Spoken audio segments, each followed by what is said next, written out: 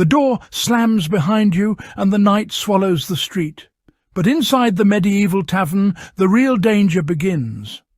This is not a place of rest.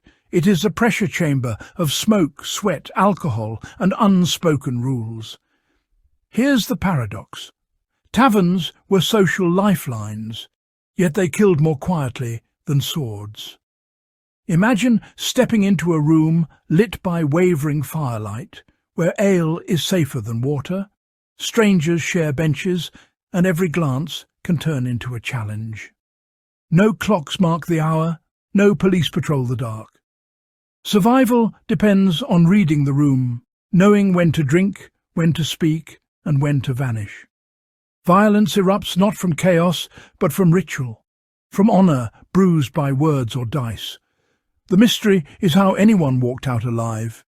Taverns were magnets for soldiers between wars, labourers paid in coin, thieves hunting drunk pockets, and informants listening for the wrong name.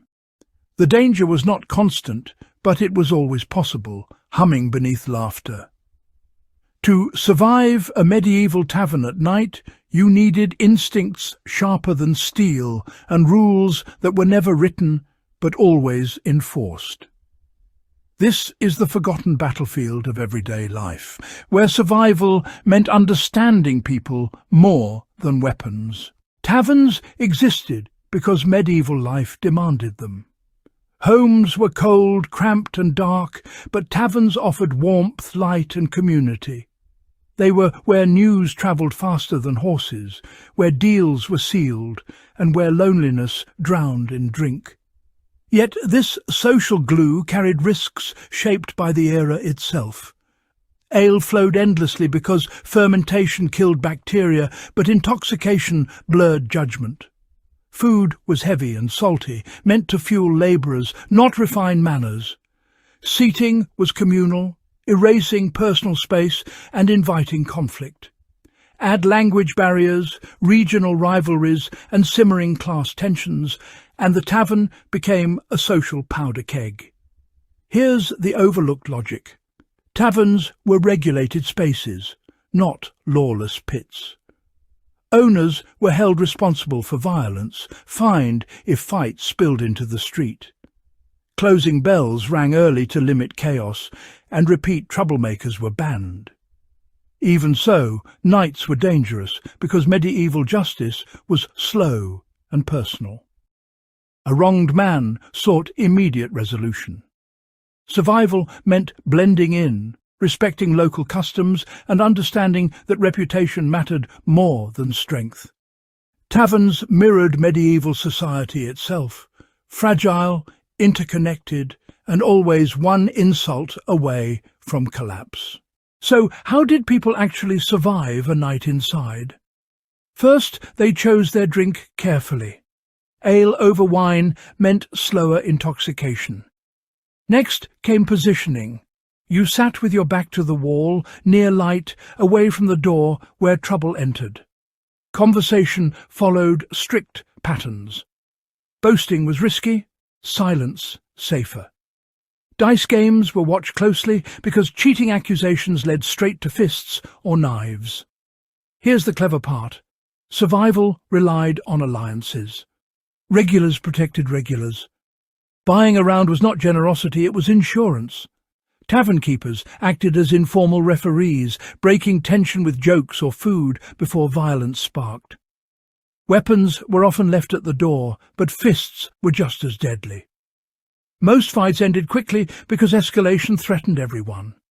When tempers rose, wise patrons stepped outside into the cold, letting anger burn out. This was emotional regulation before psychology existed.